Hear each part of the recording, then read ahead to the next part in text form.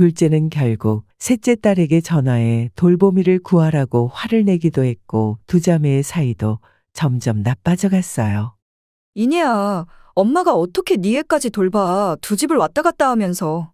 너는 따로 돌보미를 구해야지. 언니야말로 너무 양심 없는 거 아니야?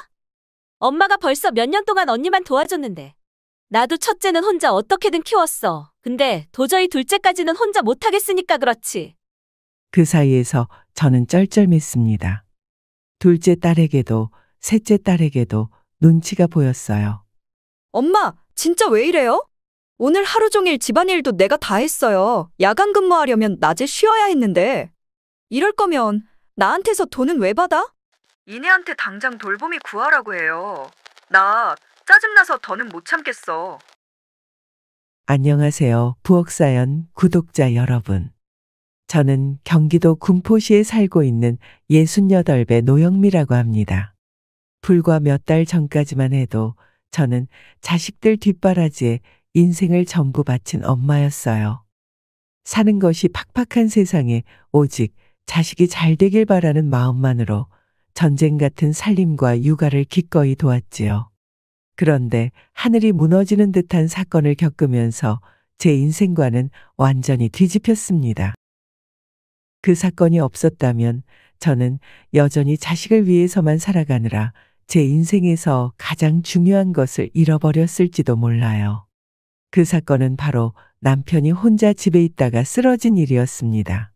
자식들 살림 도와주고 육아 맡아 하느라 정신없이 살던 제게 어쩔 수 없이 떨어져 지내던 남편이 쓰러졌다는 소식은 마치 큰 벼락처럼 느껴졌죠. 저는 남편이 입원해 있는 동안 자식들이 얼마나 나를 필요로 하는지에만 매달렸던 제 삶을 돌아보기 시작했어요. 물론 자식이 중요하지 않다는 건 아닙니다. 다만 그들을 챙기느라 제가 얼마나 소중한 것을 놓치고 있었는지를 깨닫는 데는 시간이 좀 걸렸죠. 자식들을 위해선 뭐든지 할 수 있을 것 같았던 제가 정작 정말 소중한 존재에게는 관심을 두지 않았던 게 너무나 후회스럽더군요. 여러분, 도대체 부모란 무엇이길래 이렇게 늙고 지쳐도 자식에 대한 미련을 놓을 수 없는 걸까요? 칠순을 눈앞에 두고 있는 나이에도 참 어렵기만 한 문제입니다. 오늘 저희 이야기는 특별할 것 없는 세상 모든 엄마들에 대한 이야기가 아닐까 싶어요. 때론 답답하고 이해가 되질 않는 그런 엄마요. 어떤 분들은 많이 공감이 되실 것 같고 또 어떤 분들은 도대체 왜 그렇게 살았느냐고 타박도 하실 것 같습니다. 제 사연을 들어보시고 저에게 하고 싶은 말씀이 있다면 한마디 남겨주세요. 따뜻한 위로든 따끔한 일침이든 모두 감사히 듣겠습니다. 저는 딸이 셋 있습니다. 첫째는 정임이, 둘째는 덕임이, 그리고 막내는 이내예요. 막내를 빼고는 모두 40대가 되었고 이내만 36이죠. 첫째 정임이는 올해 48부로 중학생 아이 하나, 초등학생 아이 하나를 키우고 있습니다. 정임이는 다행스럽게도 시집을 참 잘 갔어요. 첫째 사위가 대기업에서 돈을 잘 벌다 보니 정임이는 특별히 걱정할 일이 없어 보였습니다. 살림은 도맡아 하고 아이들도 알아서 잘 크니 제가 손 뗄 일이 없었어요. 덕분에 첫째는 제가 딱히 도와줄 부분이 없었습니다. 그런데 둘째는 상황이 조금 달랐습니다. 덕임이는 간호사였는데 정말 너무 바빴습니다. 저는 그 직업이 그렇게 힘든 줄 몰랐는데 둘째 일하는 모습을 보고 깜짝 놀랐죠. 특히 대학병원 간호사로 3교대 일을 하다 보니 출퇴근 시간도 불규칙하고 늦은 밤이나 새벽에 들어오는 경우도 허다했어요. 그러다 보니 덕임이와 사위 둘만의 힘으로 아이 둘을 키우는 일은 거의 불가능에 가까웠습니다. 덕임이네 아이들이 어린이집에 다닐 무렵부터 저는 덕임이 집으로 들어가 살림과 육아를 도와주기 시작했어요. 아침부터 밤늦게까지 쉴 틈이 없었죠. 하지만 자정이 다 된 시간에 녹초가 되어 집으로 돌아오는 둘째를 보면 살림과 육아를 도와주지 않을 수 없겠다는 생각이 절로 들었습니다. 퇴근 후 둘째는 항상 소파에 털썩 주저앉아 지친 얼굴로 쉬곤 했습니다. 그런 딸에게 시원한 음료 한 잔을 건네며 저는 안타까운 목소리로 말했죠. 덕임아, 너 일이 그렇게 힘들어서 어쩌니? 그래도 벌어야죠, 엄마. 우리 집도 사야 하고 애들도 대학 보내려면. 그나마 엄마가 도와주셔서 정말 얼마나 다행인지 몰라요. 딸의 지친 목소리를 들을 때마다 안쓰러움이 가득했어요. 그리고 그런 둘째의 모습을 보며 도대체 다른 집 딸들은 친정 도움 없이 어떻게 아이를 키우고 직장을 다닐까 하는 궁금증이 들기도 했습니다. 그래도 그때까지는 큰 문제 없이 잘 지내고 있었어요. 저도 둘째 살림과 육아를 봐주는 것에 익숙했고 둘째는 저에게 많이 의지하며 고마워했거든요. 하지만 평화로운 시간은 곧 끝나고 말았습니다. 막내딸 이내가 늦둥이를 낳으면서 문제가 생기기 시작했죠. 이내는 출산 휴가를 끝내고 회사로 복귀해야 했는데 아이를 돌봐줄 사람이 필요했어요. 그래서 어느 날 저를 찾아와서 간절한 표정으로 부탁을 했습니다. 엄마, 나 이제 1년 출산 휴가 끝나고 복직해야 하는데 우리 아윤이 좀 봐주실 수 있어요? 덕임 언니네 애들은 이제 좀 컸잖아요. 그렇긴 한데 너도 알잖아. 덕임이 3교대 근무하느라 집안 살림을 할 시간이 전혀 없어. 내가 잠시라도 자리를 비우면 집안 꼴이 말이 아니야. 초등학생 남자아이가 둘이나 있는데 한시라도 가만히 있겠니? 그래도 언니네는 그동안 많이 도와주셨잖아요. 이번에는 저 좀 도와주시면 안 돼요?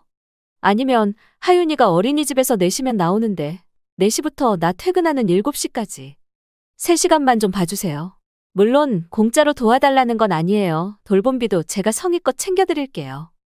저는 잠시 망설였어요.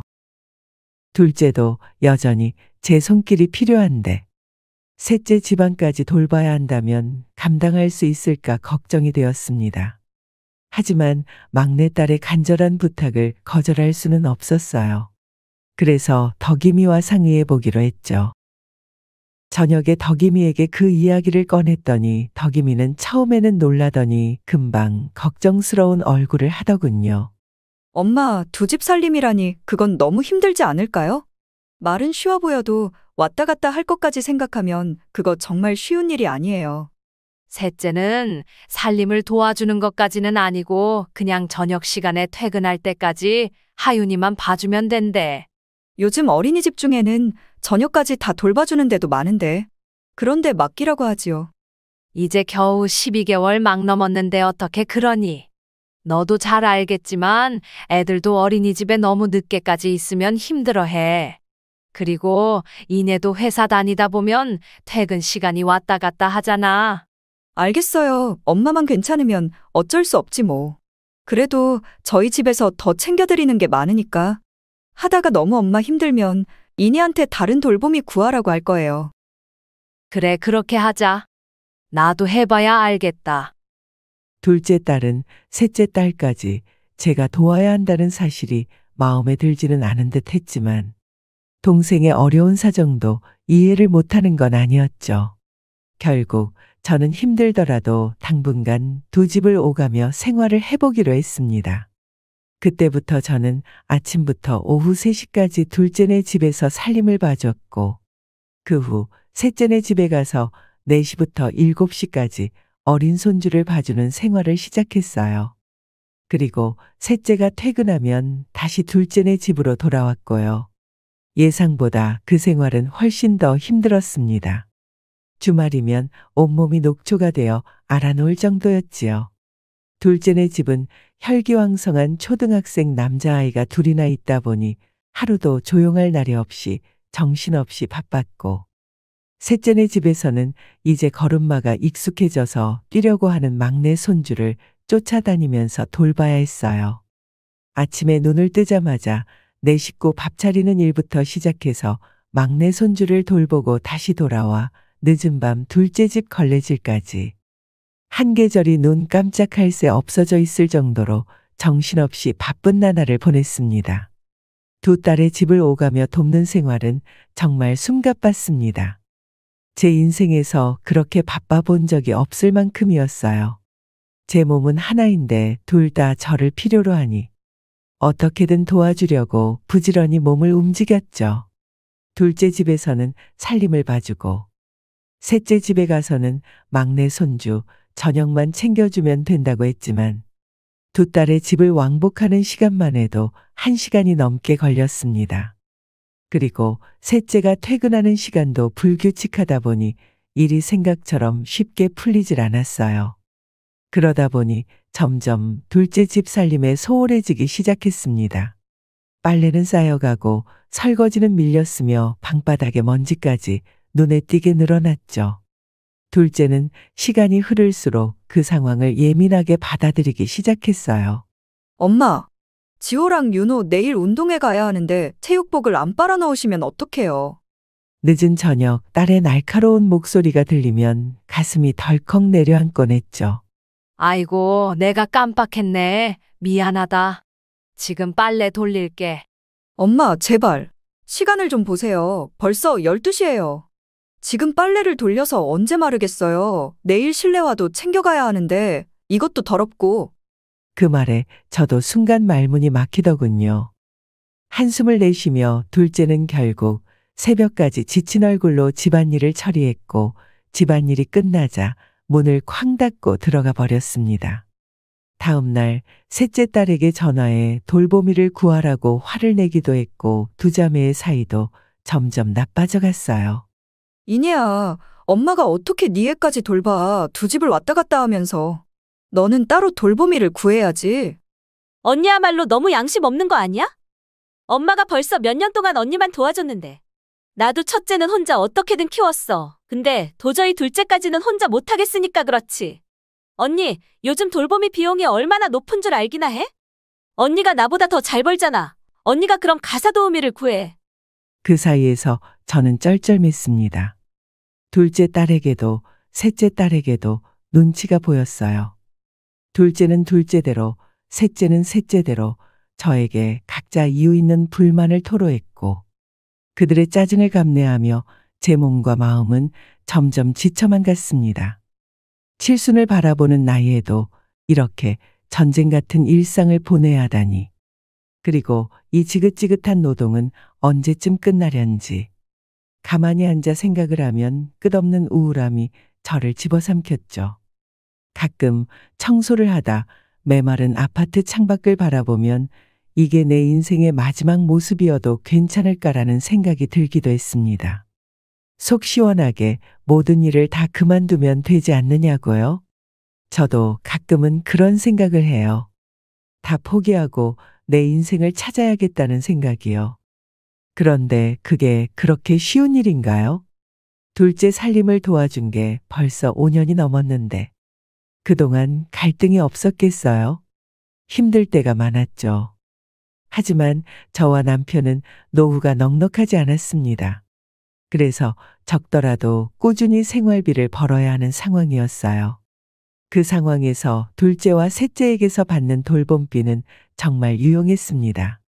그 돈 덕분에 생활비도 충당하고 가끔 남편과 외식을 하면서 작은 행복을 누리기도 했으니까요. 그런데 그 돈을 받으며 딸들에게 서운한 말을 듣는 건 몇 년이 지나도 익숙해지지 않더군요. 특히 돈을 받았으니 살림은 제대로 해야 한다는 말은 제게 큰 상처가 되곤 했습니다. 성격이 무뚝뚝한 둘째 딸은 그런 말을 아무 생각 없이 던졌겠지만 저에게는 가슴을 후벼 파는 말이었죠. 물론 돈이 필요해서 하는 일이긴 했지만 딸들을 돕고 싶은 마음이 더 컸죠. 어차피 일을 해서 돈을 벌어야 한다면 두 아이를 도와주고 돈을 버는 게 가장 좋은 일이라고 생각했거든요. 하지만 가끔 그런 무심한 말을 들으면 엄마로서 자존감이 많이 낮아지는 느낌도 받았습니다. 제가 돈 받고 일하는 식모 취급을 받는 것 같아 많이 서러웠죠. 그렇게 지친 몸과 마음으로 평일에 살림 일을 하고 주말이 되면 군포에 있는 원래 제 집으로 돌아가 휴식을 취했어요. 제가 집으로 돌아갈 때마다 남편이 항상 따뜻하게 맞아주었습니다. 다 늙어서 살림하느라 고생이 많았지? 남편의 투박한 위로가 참 고맙더라고요. 저는 힘들었던 마음을 잠시 내려놓고 남편에게 웃어 보였어요. 아이고, 힘들어 죽겠네요. 정임 아버지, 잘 지냈어요? 별일은 없었지요? 남편은 저를 위해 항상 작은 간식을 준비해 놓곤 했어요. 제가 밤을 참 좋아하는 걸 알고 가을이 되면 어김없이 밤을 구워주었죠. 예전에는 알이 크지 않은 일반 밤을 삶아서 주곤 했는데 요즘에는 알이 커다란 군밤이 유행이라며 큼직한 알밤을 꺼내 굽곤 했어요.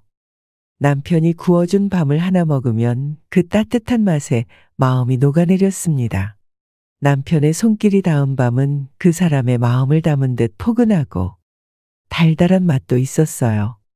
그렇게 남편과 웃으며 시간을 보내다 보면 일주일 동안 쌓였던 피로가 스르르 풀렸습니다. 신기하게도 남편이 제 손에 쥐어준 그 작은 밤 하나가 제게는 정말 큰 위로가 되었어요. 남편의 배려와 따뜻한 마음 덕분에 저는 다시 일주일을 버텨낼 힘을 얻곤 했죠. 남편과 저는 5살 차이였습니다. 남편은 올해 73이 되었죠.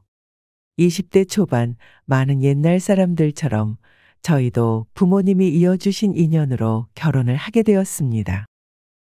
사랑을 깊이 확인할 시간은 없었지만 남편은 착하고 순한 성품을 가진 사람이었고 덕분에 큰 다툼 없이 평생을 무던하게 함께 살아왔어요. 저는 아들 없이 딸만 셋 낳았지만 다행히 큰 스트레스를 받지는 않았죠. 그 시절 아들이 없으면 눈치를 볼 법도 했지만 남편 위로 형들이 셋이나 있었거든요. 게다가 그 형들이 모두 아들을 두고 있어 막내인 남편에게 시부모님은 간절히 아들을 원할 이유가 없었습니다. 오히려 남편은 딸을 더 좋아했고 그 덕분에 저희 집은 늘 웃음이 넘쳤어요. 딸들이 어릴 때 남편과 저는 딸들과 함께하는 시간이 참 행복했습니다. 가정은 늘 화기애애했고 특히 애교 막내딸 덕분에 저희 집은 항상 생기가 돌았거든요. 남편은 가족에게 헌신적인 사람이었고 저와 아이들에게 늘 신경을 많이 썼지만 남편이 50대에 접어들 무렵 어두운 그림자가 저희 가족에게 찾아왔죠. 결혼 초부터 남편은 쭉 한 회사에 다니고 있었는데 남편이 막 쉰을 넘겼을 무렵 회사 사정이 어려워지면서 남편이 정리해고를 당하게 되었습니다. 남편은 재취업을 여러 번 시도했지만 나이가 들어서인지 번번이 실패했고 결국 남편은 빌딩 관리원으로 일을 시작하여 그 이후로는 그 일을 쭉 하게 되었죠. 저희 부부는 그때부터 노후 준비가 어려워졌습니다. 저도 남편이 재취업에 실패한 이후 식당 일이나 청소 일을 하며 생활비를 보탰지만 새 아이를 키우며 미래를 준비하기란 하늘의 별 따기 같았죠. 딸들이 하나둘 시집을 가면서 저는 딸들 살림을 도와주게 되었습니다. 처음에는 둘째 덕임이가 먼저 이야기를 꺼냈습니다. 엄마, 저희 살림 좀 도와주시면 안 될까요? 제가 병원 일이 너무 바빠서요. 그렇게 시작된 딸들의 뒷바라지가 지금까지 이어져 왔던 거예요. 돌아보면 딸들에게 미안한 점도 많습니다. 넉넉하지 않은 형편에 항상 모자라게 키웠던 것이 마음에 걸려서 비록 다 커서 가정을 이뤘더라도 딸들에게 더 잘해주고 싶었던 것 같아요. 어렸을 때 부족하게 키운 죄책감에 나이가 들어서 조금이라도 더 도와주고 싶은 마음이 컸죠. 그래서 딸들의 부탁을 쉽게 거절하지 못했던 걸지도 몰라요. 그렇게 바쁜 일상도 점점 익숙해질 무렵 제 인생에 일생일대의 사건이 일어났습니다. 그날도 어김없이 셋째 딸 집에서 막내 손주에게 저녁을 먹이고 둘째 집으로 돌아갈 준비를 하고 있었죠. 그런데 이상하게도 셋째가 집에 돌아오지 않는 겁니다. 보통 늦어도 8시면 돌아왔는데 그날은 8시 30분이 되도록 소식이 없었어요. 마음이 급해지기 시작한 저는 결국 셋째에게 전화를 걸었죠. 이내야 언제 오니?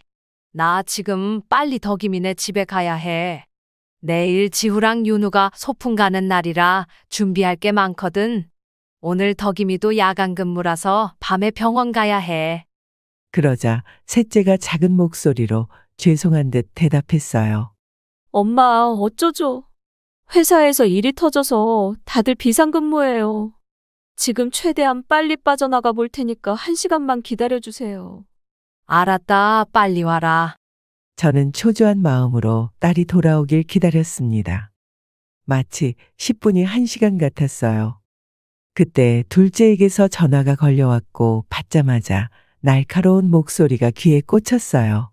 엄마, 내일 애들 소풍 갈 준비해야 하는데 도대체 언제 오는 거예요? 벌써 9시라고요. 나 10시 되면 병원에 가야 하는데.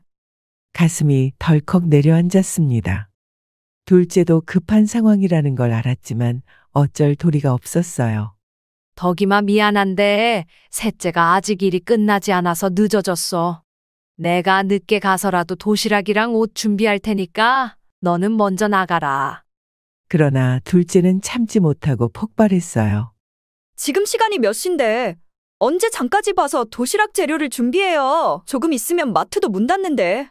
엄마, 진짜 왜 이래요? 오늘 하루 종일 집안일도 내가 다 했어요. 야간 근무하려면 낮에 쉬어야 했는데. 이럴 거면 나한테서 돈은 왜 받아?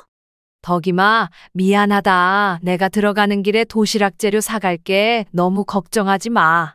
엄마, 진짜 왜 이래요? 예전에 말했잖아요. 우리가 드리는 돈이 적지 않은데 살림은 엉망이고 이렇게 매번 엄마 멋대로 하면 어떡해. 진짜 이럴 거면 뭐하러 우리 집에서 살아요? 하는 게 아무것도 없는데 이내한테 당장 돌봄이 구하라고 해요. 나 짜증나서 더는 못 참겠어. 둘째는 화가 잔뜩 나서는 혼자서라도 도시락을 준비하겠다며 전화를 뚝 끊어버렸습니다. 전화를 끊는 소리에 제 마음은 더욱 무거워졌고 한숨이 절로 나왔죠. 이제 양쪽 집안을 모두 도와주는 건 정말 어려운 일이라는 생각이 들었습니다. 셋째에게 돌보미를 구하라고 해야겠다고 마음먹었어요. 9시 30분이 되어서야 셋째가 허겁지겁 집에 들어왔습니다. 얼굴에는 지친 기색이 가득했지만 죄송하다며 저에게 고개를 숙였죠. 그 모습을 보며 조심스럽게 말을 꺼냈습니다. 이내야 아무래도 두 집 살림을 혼자 다 도와주긴 힘든 것 같아. 돌보미를 구하는 게 어떨까? 괜찮겠어? 제 말을 듣고 셋째는 잠시 멍하게 서 있다가 갑자기 눈물을 뚝뚝 흘리더군요. 그러다 곧 울음을 터뜨리며 말했어요. 진짜 엄마까지 왜 그래? 나는 딸도 아니야. 왜 둘째 언니만 챙겨? 엄마, 나도 돌봄이 구하고 싶지. 그런데 우리 사정 알잖아요. 그 말을 듣고 가슴이 찢어질 듯 아팠습니다.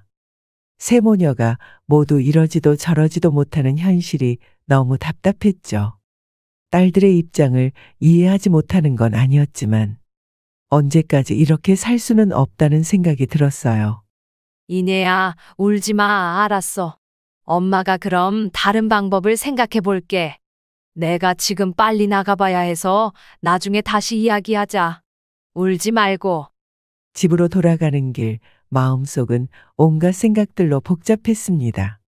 차라리 둘째에게 가사 도우미를 구하라고 해야 하나 고민이 들던 찰나 둘째에게서 문자가 도착했습니다. 그 문자를 읽고 있자니 가슴이 또 한 번 차갑게 식었어요. 엄마, 내가 그냥 마트 들러서 재료는 다 사놨으니까 오면 재료 손질해주세요. 그리고 진짜 이렇게 일하면 안 돼. 계속 이러실 거면 내가 왜 그 돈을 주고 엄마를 집에 두겠어요? 이렇게 멋대로 하려면 그만둬요. 내가 가사 도우미 구할 테니까. 제 안에 무엇인가가 툭 끊어지는 느낌이 들었습니다. 고생은 고생대로 하고 욕은 욕대로 먹으니 마음이 너무 안 좋았어요. 제가 아무리 노력하고 애써도 딸들은 그저 자신들 힘든 것만 보고 이 엄마가 고생하는 모습은 아예 보지 못하는 것 같았습니다. 언제까지 이 아이들을 내가 챙겨야 할까? 언제까지 아이들 뒤치다꺼리를 하며 살아야 할까? 영원히 이 일들이 끝나지 않을 것만 같은 생각에 마음이 무거워졌습니다. 둘째 딸과 셋째 딸 사이에서 한계에 다다른 제 마음은 이미 지쳐 있었고 더 이상 견딜 힘이 없다는 생각이 들었어요. 그때였습니다. 또다시 핸드폰이 울리더군요. 속에서 화가 치밀어 올랐습니다. 또 둘째 딸이겠지. 언제 오냐며 재촉하는 소리를 듣기 전에 어떻게든 그걸 막고 싶었어요. 그래서 번호도 확인하지 않고 퉁명스럽게 전화를 받았죠. 지금 간다, 지금 가. 넌 그 조금을 못 기다리니? 하지만 예상과 달리 전화기에서는 낯선 목소리가 흘러나왔습니다. 이성호 씨 보호자 되시나요? 순간 머리가 하얘졌습니다. 이게 무슨 소린가 싶어 전화기를 고쳐 잡았어요.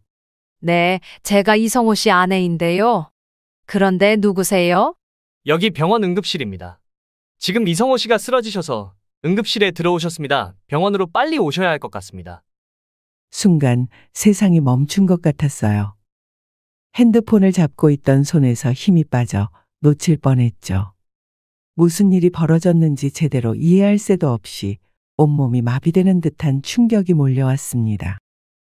남편이 쓰러졌다는 소식은 날벼락처럼 제 가슴에 내려앉았어요.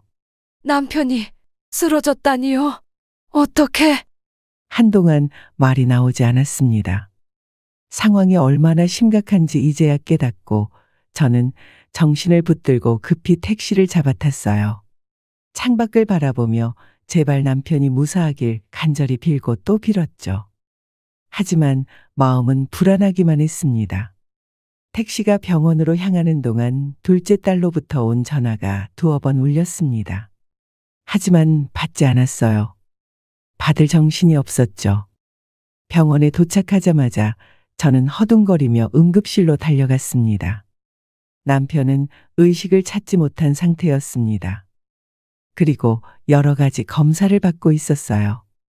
나중에 들어보니 옆집 아저씨가 잘못 배달된 택배를 돌려주려 갔다가 남편이 쓰러진 걸 발견해 급히 신고했다고 하더군요. 만약 그때 옆집 아저씨가 남편을 찾아가지 않았더라면 남편이 어떻게 되었을지 상상조차 할 수 없었죠. 검사 결과를 기다리며 조바심이 가득한 채로 병원 복도를 서성였습니다.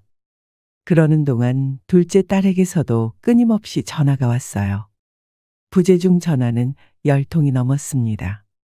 결국 저는 전화를 받았어요. 전화를 받자마자 신경질적인 둘째 딸의 목소리가 날카롭게 들렸습니다. 엄마, 지금 어디야? 어디서 뭐 하고 있어? 왜 전화 안 받아? 너 이제 전화하지 마. 네 아버지 쓰러졌다고. 지금 병원이야. 순간 딸의 목소리가 잠잠해지더니 떨리는 소리로 묻더군요. 뭐? 아빠가 쓰러져? 왜? 지금 어딘데?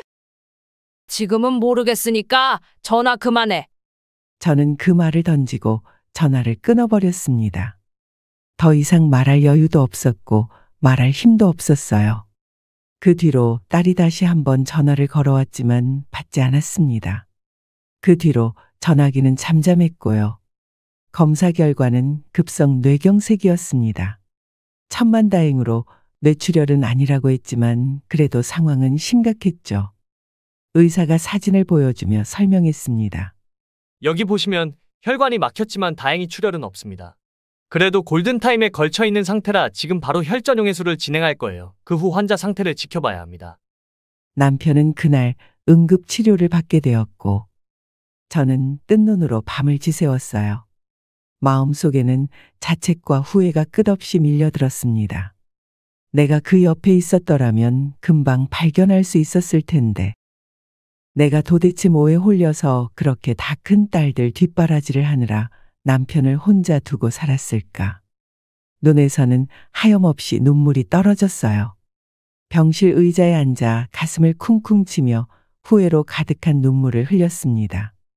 그러나 아무리 눈물을 흘려도 남편의 건강이 다시 돌아올 수는 없었죠. 다음 날 남편은 다행히 의식을 찾았지만 사고로 오른쪽 편마비가 온 상태였습니다. 의사는 재활을 통해 어느 정도 회복될 가능성은 있지만 얼마나 회복될지는 재활 과정을 지켜봐야 한다고 말했죠. 그 이야기를 듣고 저는 남편의 손을 꼭 잡은 채 하염없이 눈물을 흘릴 수밖에 없었습니다. 남편에게 할 말이 없었어요. 그저 곁에 있어주지 못해 미안하다고, 앞으로는 혼자 두지 않겠다고 마음속으로 굳게 약속할 뿐이었어요. 그런데 그런 저를 보며 남편은 아직 기력을 완전히 회복하지 못한 몸으로도 제 손을 꽉 잡아주었어요. 그 따뜻한 손길이 오히려 제 가슴을 더 찢어지게 만들었죠. 저는 곧 세 딸에게 남편의 소식을 전했습니다. 정임이, 덕임이, 이내 모두 얼굴이 어두워진 채 병실을 찾아왔고 아버지를 위로한 후 다시 떠났어요. 그날 이후 저는 자연스럽게 두 딸의 살림을 더는 돌봐줄 수 없게 되었습니다. 남편이 퇴원한 후 몸이 많이 불편해졌기 때문에 제가 그의 곁을 꼭 지켜야 했으니까요. 제 짐을 둘째 집에서 모두 정리했고, 그토록 끝나지 않을 것 같던 자식 뒷바라지 생활도 얼떨결에 끝이 났습니다. 긴 세월 동안 자식들을 위해 살아왔던 제 일상에 갑작스럽게 생긴 변화는 조금 어색했지만, 이제는 남편 곁에서 시간을 함께하는 것이 제게 가장 중요한 일이 되었죠. 하지만 둘째와 셋째는 이 상황을 받아들이기 어려워하는 것 같았습니다. 어느 날 둘째에게서 전화가 왔습니다. 평소와는 달리 조심스러운 목소리로 이야기를 꺼내더군요. 엄마, 아빠는 좀 어떠세요? 엄마 혼자 돌보는 거 너무 힘들지 않으세요? 지금 열심히 재활치료하고 있어. 혼자 돌볼만해. 많이 힘들지는 않다. 둘째는 잠시 뜸을 들이다가 다시 입을 열었습니다. 언제까지 그렇게 돌보시려고요? 언제까지긴 앞으로 쭉 해야지. 그 순간 전화기 너머로 둘째가 망설이는 듯 하더니 다시 불안한 목소리로 묻더군요. 엄마, 그럼 나는 어떡해요? 이내도 그렇고. 둘째의 말이 제 마음속에 싸늘하게 박혔죠. 이제는 둘째와 셋째도 자신들만을 위해 저를 다시 원하고 있다는 사실에 서글퍼졌습니다. 너 가사 도우미 구한다며? 이내도 얼마 전에 연락 와서 아이 돌봄이 따로 구하라고 했어. 그러지 말고 아빠 요양병원에 보내시는 건 어때요? 비용은 저희가 부담할게요. 엄마도 이제 집 정리하고 우리 집에서 지내세요. 그동안 쭉 저희 집에서 지내셨잖아요. 왜? 너희 집에 가서 다시 살림하라고? 그게 경제적으로도 더 좋아요. 앞으로 아빠 병원비도 많이 나올 텐데 언제까지 엄마가 집에서 아빠만 돌보실 수는 없잖아요. 저랑 이내도 도우미 돌봄이 따로 돈 쓸 게 뭐가 있어요. 그 돈 엄마한테 드리고 엄마는 그 돈으로 아빠 병원비에 보태면 되잖아요. 안 그래요? 그래도 나는 이제 너희 살림 봐주기 싫다. 엄마도 사람이야. 나 그동안 많이 지쳤었어. 그리고 이제 너희 아빠랑 시간을 보내고 싶어. 너희 가족 뒷바라지를 죽을 때까지 해야겠어? 저는 차분하게 하지만 단호하게 대답했죠. 하지만 둘째는 더 끈질기게 저를 설득하더군요. 뭘 죽을 때까지 해. 그냥 지금 앞으로 몇 년 조금 더 도움이 더 필요한 거지. 엄마가 그러면 그럼 나랑 이내는 어떻게 해? 우리가 직장을 그만둘 수 있는 상황도 아니고. 우리도 다 먹고 살려고 이러는 거잖아. 우리 애들도 아직 어려. 엄마 손길이 필요하단 말이에요. 애들 아빠도 제대로 회사 다니려면 집에서 누가 도와줘야 하는데 가사 도우미로는 안 돼. 덕임아, 너는 네 가족 챙기는 게 중요하지? 근데 엄마도 엄마 가족이 있어. 나는 지금 네 아빠 챙기는 게 세상에서 가장 중요해. 내가 너희 가족 챙기다가 남편이 이렇게 쓰러지는 것도 모르고 살았는데 앞으로도 계속 그렇게 살아야겠어? 너 그렇게 말하는 거 진짜 이기적인 거고 부모한테 못할 짓이야. 그런 말 할 거면 앞으로 전화하지 마라. 힘주어 말하는 저희 목소리에 둘째도 더는 말을 잇지 못했습니다. 전화기는 조용해졌고 마음속은 그제서야 비로소 조금 편해졌죠. 하지만 둘째 딸의 말대로 병원비가 걱정되는 것도 사실이었습니다. 남편의 재활치료비와 병원비는 생각보다 컸고 그 부담을 혼자서 감당하기엔 너무 힘에 부쳤거든요. 저는 망설이다가 첫째 딸 정임에게 전화를 걸어봤습니다. 정희미와는 결혼 후 관계가 소원해지다 보니 자주 연락을 주고받지 않았어요. 좀 쌀쌀맞은 성격이라 도움을 요청하는 게 쉽지 않았습니다. 그래도 큰딸이니 부모가 힘들면 외면하지는 않겠지 하고 희망을 품고 있었어요. 정임아, 엄마야, 이런 부탁해서 미안하지만 내가 당분간 생활비를 벌기가 힘들 것 같은데 혹시 좀 도와줄 수 있겠니? 나중에 아빠 상태가 호전되면 꼭 갚을게. 제 목소리가 떨렸습니다. 그런데 전화기 너머로 돌아온 첫째 딸의 목소리는 차가웠죠. 엄마, 사정을 모르는 건 아닌데 저도 힘들어요. 안 그래도 결혼할 때 처가에서 보태준 거 하나 없다고 남편 쪽에서 얼마나 눈치를 보는 줄 알아요? 그런데 어떻게 제가 남편 돈으로 처가를 도와주겠다고 하겠어요. 어렵죠. 정말 죄송해요. 정희미의 딱딱한 말에 제 마음이 내려앉았고 뭐라 더 말을 잇기 어려웠습니다. 딱 잘라 거절하는 목소리는 저를 무겁게 짓눌렀죠. 하지만 아이러니하게도 저희 부부에게 도움의 손길을 내민 것은 다름 아닌 둘째 덕임이와 셋째 인이었습니다. 둘 다 돈을 벌고 있다 보니 그래도 처가 도와주기가 한결 나은 것 같았어요. 전에는 한없이 서운하기만 했고 때로는 밉기도 했던 두 딸의 도움이 고마웠습니다. 엄마, 그동안 저희 많이 도와주셨잖아요. 그거에 비하면 적은 돈이지만 그래도 도움이 되었으면 좋겠어요. 그 순간만큼은 그동안 얼굴 맞대고 살았던 그 시간이 결코 헛되지 않았다는 생각이 들었어요. 미우나 고우나 함께했던 세월이 가족이라는 끈이 되어 서로 연결되어 있음을 느꼈습니다. 저는 그렇게 둘째와 셋째의 도움을 받으며 간단한 소일거리로 조금씩 생활비를 벌고 있어요. 남편과는 하루하루를 함께 보내며 그의 재활 치료를 돕고 있습니다. 둘째와 셋째도 아버지가 쓰러진 이후로 느끼는 바가 많았던 모양인지 더 이상 저에게 예전처럼 도와줄 것을 요구하지 않았고 각자 삶을 정리해 나갔죠. 둘째는 가사 도우미를 고용해 살림을 해결했고 셋째는 아이 돌보미를 구했습니다. 다행히 셋째는 국가가 지원하는 서비스도 받게 되어 조금이나마 숨통이 트였다고 하더군요. 그 이야기를 들었을 때 저는 참 다행이라며 가슴을 쓸어내렸습니다. 비록 남편의 몸이 불편해졌지만 요즘 저희 부부는 함께 다시 좋은 시간을 보내고 있습니다. 남편이 건강할 때 함께하는 시간을 더 많이 가졌으면 어땠을까 하는 아쉬움이 자꾸만 마음에 남아요. 그때는 자식들 돌보느라 남편과의 시간을 미루고 어쩌면 그 시간이 영원할 줄 알았던 것 같아요. 하지만 이렇게 남편이 건강을 잃고 나서야 우리가 함께 보낼 수 있는 시간이 한정되어 있다는 사실을 깨닫게 되었습니다.